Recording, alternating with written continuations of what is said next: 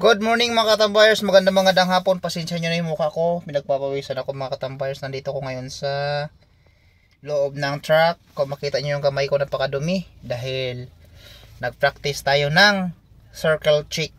Dahil 14 days na lang may circle chick na tayo, may schedule na tayo.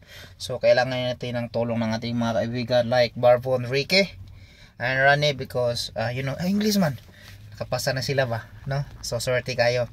So swerte din ako, blessed ako dahil yung anak ko na isa, so 6 ngayon ay 5. So 5 din siya namin nilibing, 5 din siya namatay. So parang ganoon lang din, pinagpala tayo. So tara, ikutin natin yung sasakyan natin. Tapos ko lang mag circle check. Nakita nyo ba yung mga kamay ko mga katambayers? Dumi yan, nakagloves tayo, ayan, dumi. Pero okay lang, kasama sa buhay yan. Tara, let's go. Iikot ko kayo sa aking unit. Char, hindi ko pala yun ito. Tara, let's go. Okay. Tinuruan, napakahirap kasi hindi ko naman kasi kabisado yung mga yung mga accessories na yan, kagaya nyan, air suspension, U-bolt, brake chamber, tapos itong shock absorber, mudguard, dito yung lug nuts, air valve 1, air valve 2, rim, no crack, no weldings, tires is good, nothing in between. Yun na yung mga pinagsasabi dyan. Tapos dito naman air suspension, shock absorber, U-bolt is good, lips ring, brake chamber, mudguard is good, tire is good, no nails, no flat. Tapos knock-knockin mo siya, pak. Tapos lug nut is good, air valve 1, air valve 2 is good, rim is good, no oil leak from the hub, tire is good in condition. Tapos dito na tayo sa madali lang naman kung alam mo yung mga accessories, mga parts ng sasakyan. Kagaya nito, ito yung strap, tapos ito yung platform, solid, ito yung cap nya, diesel tank cap, tapos step board solid, battery covers good. Tapos ito ano tawag nito, mudguard, side mirror is good, solid. Dito ako nahihirapan yung air valve, no leak, no oil leaks, lug nuts is good, puti na lug nuts, yeah, lug nuts. Tapos dyan, at check ko na, pinag-aralan ko talaga mga katambayers dahil mahina ako sa English pero wag tayong sumuko, nandito na tayo sa Canada, kailangan natin yan, pakapalan ng muka.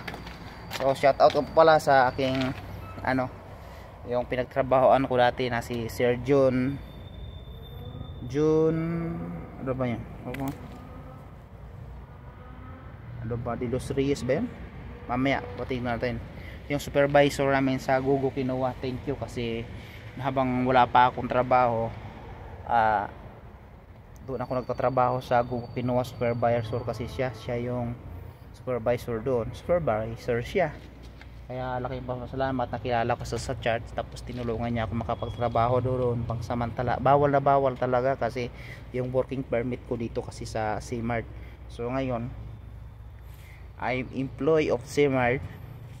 So sana makuha natin yung class 1 natin. May class 1 na tayo pero temporary pa lang. Pero pag makuha na natin yon is thankful na tayo, magpapasalamat tayo sa Panginoon. May kapal sa ating mga na-achieve. Kung anong naabot natin ngayon, huwag tayong magmamayabang. Kapit lang. Gagawin natin ang lahat para sa ating family, para sa ating mahal sa buhay. So hanggang dito na lang mga katambayers. Yung mga nagtatanong bakit hindi pa ako nag-start sa C-Mart. So ang totoo lang talaga mga katambayers, kasalanan ko din kasi hindi pa talaga ako pinapapunta ng C-Mart dito sa Canada kasi ang sabi ng C-Mart, pauwiin muna ako ng Pilipinas. Pero ang ginawa ko, matigas yung ulo ko, galing lang Saudi, diretso ako ng Canada. Tapos yun, hindi ako tinanggap ng CMARD hanggat wala akong class 1 license. So ngayon may class 1 ako, temporary pa nga lang. Pasa na ako sa theory, kaso sa driving test at saka sa circle check, sa driving test nasa mga 70 or 85% kaya natin. Pero yung sa circle check kasi mga katambayers, mahirap ako mag-pronounce sa mga accessories, mga pisa, na kung ano dapat ipo-pronounce. So yun ang pag-aaralan ko sa loob ng 14 days. Pero hindi talaga 14 days yun kasi sumasama ako sa biyahe.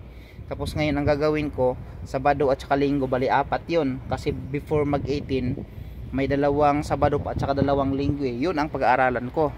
So shout out nga po pala dyan sa mga kaibigan ko dati sa Saudi, doon sa mga inutangan ko sa Saudi at saka mga inutangan ko sa Pilipinas, lahat-lahat ng mga inutangan ko pati dito sa Canada para lang makarecover. Thank you sa mga tumutulong sa akin. Siyempre unang-una magpapasalamat tayo sa may kapal, sa ating Panginoong Ama mapangyarihan sa lahat, dahil siya yung nagbigay sa atin ng hininga, pagkain, lahat sa araw-araw.